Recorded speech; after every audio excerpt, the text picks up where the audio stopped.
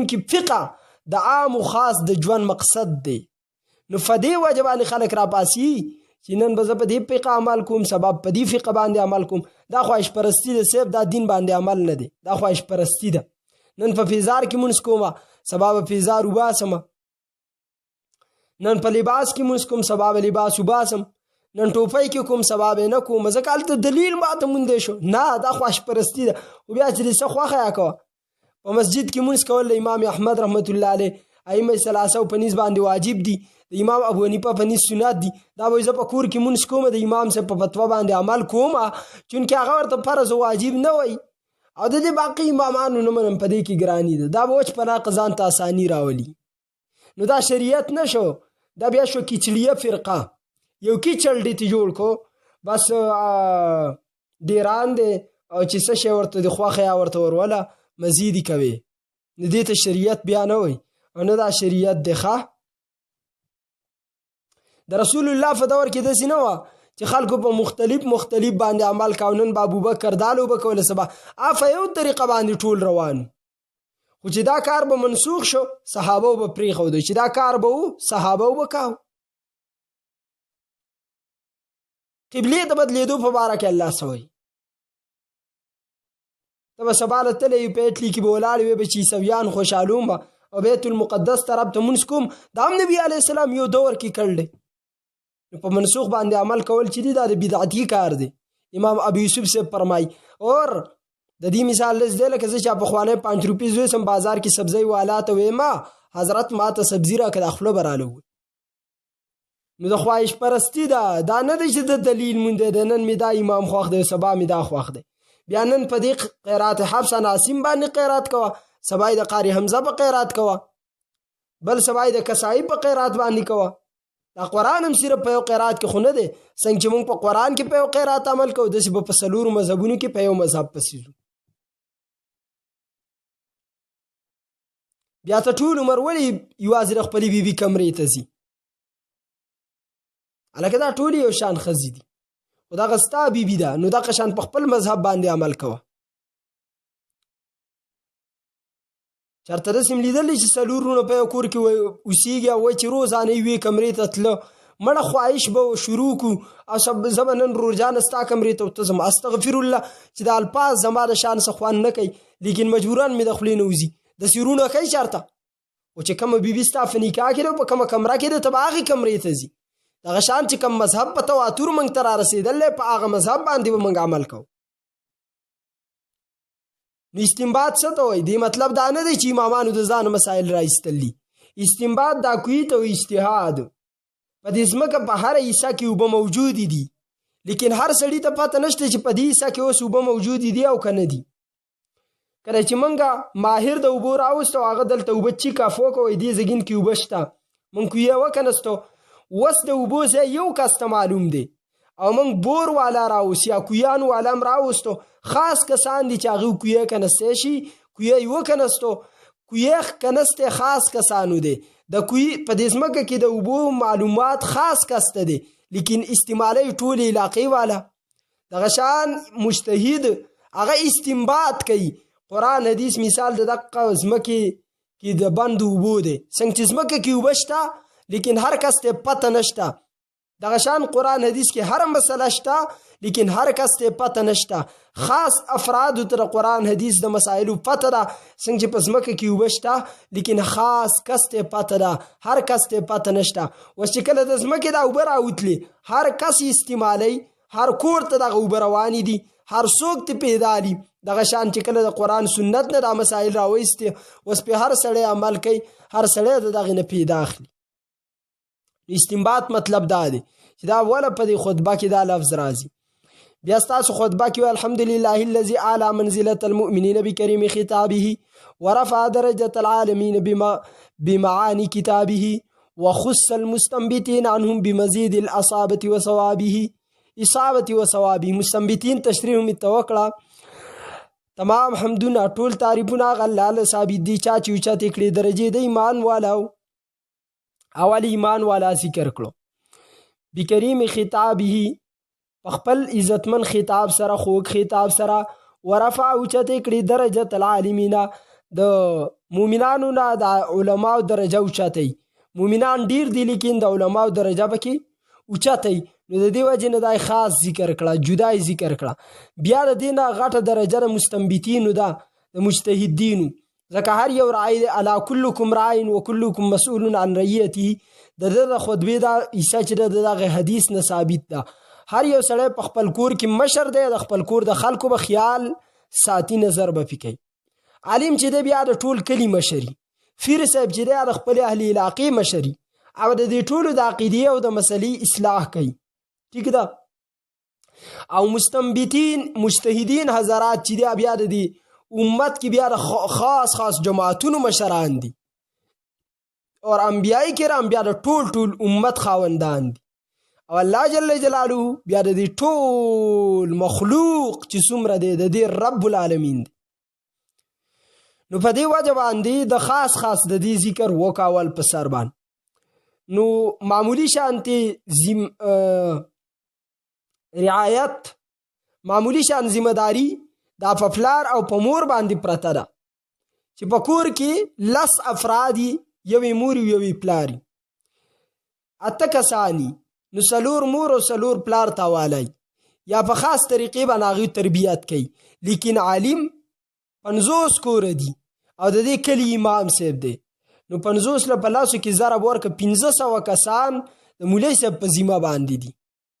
نو د دې ذمه لږه اوچته ده، ډیره د ذمہ داری په دې باندې، په دې وجه باندې ورته الله رفع درجه العالمین، د عالمانو ته الله جل جلاله بیا په عوامو باندې خاص درجه اوچته ورکړله، ځکه د ذمہ داری اوچته ده. او څومره چې ذمہ داری اوچته وبال هم دومره، خو درجه هم الله دومره ورکوي.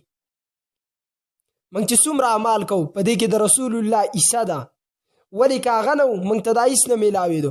هغه دا دومره لوی انقلاب راوستی دی. نو یو په ښې طریقې سه انقلاب دی، که په ښې طریقې سه چېرته انسان انقلاب راولي، نو الله ورته د دې ډېرې اوچتې درجې ورکوي. او که چېرته یو څوک نیګیټیو سوچ په معاشره کې غلطه خبره خورا کي، نو بیا د دې وبال هم ډېر دی. نو دې وجې نه چې ته څه خبره کوې، هغې خبرې ته دې سوچ کوه، فکر کوه چې دا خبره خاص زما سره تعلق ساتي، خو زه ټیک ده.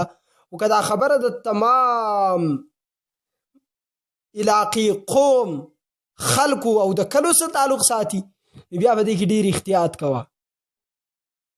موږ چې د خلکو ته وایي د دې غني شاعر نه ځان وساتئ، ولې په دې معاشره کې داسې غلط سوچ خوراو چې د هغه فکر دا و چې پیدا صرف ماته ده، په هغه وخت مطابق خو زه د هغه د ذات صلایق شوه. لیکن نن د هغې غلط وایرس په دې تمامه معاشره کې روان دي، د غني شاعر.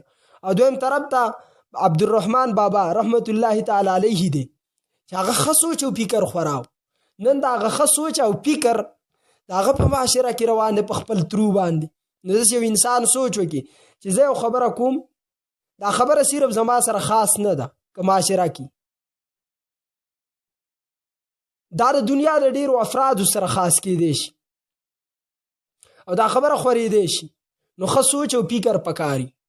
نبی علیه الصلاة والسلام داسې یو تعلیم دنیا ته ورکاو چې نن هم هغه ښه یادېږي او هغه ښه سوچ په دنیا کې خور شو.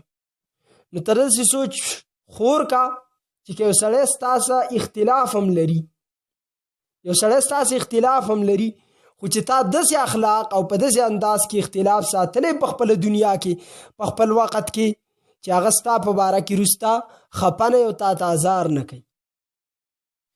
لکه عبدالرحمن بابا سره ډېر خلک به اختلاف لري، یو صوفي شاعرو ډېر خلک به ورسې اختلاف لري، بیا خصوصي طور د ملحدین شاعران. لیکن د بابا عبدالرحمن نامه په خوله نشي راوستی. ولی بابا عبدالرحمن داسې زندگی تیره کړې وه چې درویشي وه، او بل طرف ته دغه شاعر چې غني خان نامې وه، نو هغه زندگی تیره کړې وه دنیا کې، لیکن ډېر غلط تاثرات قوم ته ورکول. صرف دا یې خیال و چې زه خپله زندگی ښه تیره کړم نو که زار څه ویم. نن دا غلطو اثرات دا دي چې څوک هم په هغه غلطه لار په هغه پسې روان دي، نو سبا ته به ورته عذاب ګناه ده. یو دا چې د انسان د سره ګناه خاص، هغې ته وایي مطلقي ګناه، او یو مقید ګناه ده چې د قیدونه لګول دي او تمام مخلوق یې دی کې د ځان څخه قید کړل دی. دا ګناه روانه ده، اضافت یې کېږي، نور خلک یې کوي. نو داسې ګناه دا د حقوق الله نه ده، دا د حقوق العباد نه ده. لکه فحاشي خورول دا د حقوق الله نه ده چې بس الله به ما معاف کړي. نه، دا خو تا مخلوق په دې ګناه کې ککړ کو. نو تا خو مخلوق په ګناه کې ککړ کو، د مخلوق حق دی واخو، چې کم حق دی الله له ورکوه هغه حق دی تا واخو. دا د حقوق الله سره تعلق نه ساتي. په دنیا کې یو داسې شیز نشته چې هغه د حقوق الله سره تعلق ساتي سوای د شرک نه، توحید د عقیدې نه. باقی تمام اشیاء چې دي دا تعلق د حقوق العباد سره ساتي. حقوق الله سره تعلق دی، لیکن اصل ټچ مې چې دی نو هغه د حقوق العباد سره. نو چې څومره ستا په ذمہ داری دومره بل الله درجه درکې که په خې طریقې دی استعمال کړه، اور که په بدې طریقې دی استعمال کړه نو حاجي صاحب دا به درته وبال جوړ شي. دا خبره به ته وبال به درته جوړ شي. بیا د دې نه مستنبتین دي چې هغې خلکو خاص کوششونه کړي، نن پسې عالم هم روان دی او عام هم پسې روان دی. دا د هغې دي. نو زه صرف معنا کوم هغه غټ بحثونه کوم چې تاسو ته کوي چې جنسي، هغه ټول بحثونه په نورو کتابونو کې کیږي او طالب چې اوله او ثانیه خویلي نو هغه به په دې خبرو باندې د هر څه نه خپېږي، او چې دا یې صحیح نه ویلي نو هغه بیا په دې باندې ښه نه پېږي. وبعد فإن اصول الفقه 4، د دې نه بعد خبرې ترازو خاص ته اصول فقه 4 دي: کتاب الله، سنت الرسول. نمبر 1 د فقه اصول لا دي چې هغه اول خبره د کتاب الله نه مجتهد ګوري د الله په کتاب کې. نو د الله په کتاب کې چې کله مسله میلاو شي فوراً په هغې پسې روان شي، اصول هم د هغې نه راوباسي او احکام هم د هغې نه بیا راوباسي. یو نوې مسله راله نو اول د الله په کتاب کې اصول ګوري. دا د الله کتاب چې تا قیامت پورې مونږ وایو کافي دی، دا په دې مطلب نه دی چې ته به اوس وایې چې د جاز ذکر خو دې کې نشته، د ټرین ذکر خو دې کې نشته، د ټویل ذکر خو دې کې نشته، کوي ذکر دی. نو یاد ساته دی کې اصول بیان دي، دا یو اصولي طور کتاب دی. نو مجتهد کار دی چې هغه د الله په کتاب کې خیال او نظر کوي او د دین اصل اصول راوباسي. نو یو اصل هغه راوباسي د هغې دپاره یو بنیادونه کی دي، بیا هغه بنیاد هیڅ شیز نشي ماتولی، داسې اصل د الله د کتاب. نو مجتهد در اصل د الله د کتاب فخر دی، د الله د دین فخر مجتهد دی. ځکه هغه چې کم اصول الله د کتاب نه راوباسي د هغې بنیادونه داسې پراته چا نه ماتېږي. لکه مثال د 2 اور 2 4، 2 2 5 نشي کېدی، 2 2 4 چې 2 2 4 دي. نو دقه شانتې د فقه د قرآن نه مجتهد امام ابو حنیفه، شافعي، مالک، احمد بن حنبل دقه شان اصول راوباسلي چې د چا پلار بیا ماتولی نشي. 2 2 4 دې بس ماته اکثر یو خبر را یادېږي، زمونږ دا بعضې بېوقوفه خلک وایي الله داسې کاڼه پیدا کولی شي چې الله یې په خپله نشي اوچتولی. ستا پلار ستا رابۍ نه داسې بچی پیدا کولی شي چې نه ورته حلالي وي نه ورته حرامي، نه خپله او نه پردې. هغه شپه دې یادې شي هغه نور چې پکې راختلی الونډې لیدلی وه ګاړی چې چلاو، اګنجی دې لیدلی وه دومره دومره یختي چې هغه عالم دې لیدلی و امونس چې ورته نه یاد، هغه حافظ قرآن دې لیدلی و قرآن کې چې ورته ټکی هم نه یاد، حافظ قرآن څنګه شو؟ که غټ کاڼې د الله د قدرت تحت راته نو مونږ به جواب درکړی و. لکه څنګه چې نور نه 3 قسمه شیزونه استفاده کوي. یو د چشمه د چې مونږ کم لګو، دا چې نور ته کېدی د نور دا رڼا دومره جذب کوي چې بل اړخ ته کله فلشتک کېدی پلاستیک نو هغه سوځي اور علیا کاغذ. دویم طرف ته چونکې دا خبرې ښې نه وي دې سره زه را مسله ته حل به کم، خو د دې خیر کامي او شر زیات تجربه کار خبره ده، نو ځان ته تلوسه ساتئ. چلو ځئ. دویم نمبر هغه کاڼی دی چې د نور رڼا هغه ځان کې هغه ګرموالی راولي اثر، لیکن دویم طرف ته که زه ناست یم نو په ما باندې د نور د رڼا اثر نه کوي. او دریم طرف ته دا ساوند سیسټمي چې د आवाज مخ په وړاندې باندې بوزي، نو د نور رڼا نی شروع کولی ځکه دا د نور د رڼا د اثر لاندې او د هغې د ګرمایش د اثر لاندې راځي. نو 3 قسمه څیزونه دي. یو هغه دی چې د الله قدرت کامله جذب کوي. دویم هغه دی چې په ځان اثر کوي لیکن بل شي ته اثر نه ورکوي. او دا ته چې کوم سوال کې الله داسې کاڼه پیدا کولی شي چې په خپله نه شي اوچتولی. د دې مثال د دې داسې دی لکه موږ وایو چې د نور د اثر لاندې هر یو څیز راځي. نو آیا د اواز چې روان دی په دې اواز باندې ولې نور اثر نه کوي؟